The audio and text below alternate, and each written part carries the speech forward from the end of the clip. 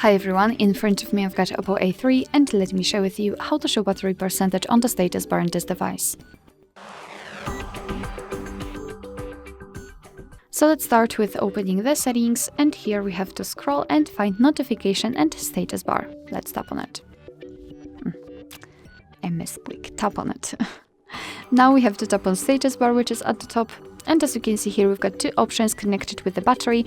Be aware that presenting the percentage of the battery depends on the battery style. So, for example, if you've got the horizontal option, you can show the percentage inside battery icon or outside battery icon. It's up to you. Just tap on the option you'd like to use.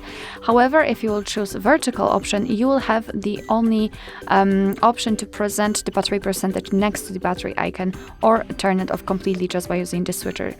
Same situation with the loop option. You can show it or hide it, and do not show at all. So you can show battery percentage or do not show anything.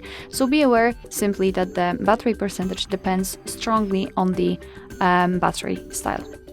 Alright, so that will be all. Thank you so much for watching. I hope that this video was helpful, and if it was, please hit the subscribe button and leave the thumbs up.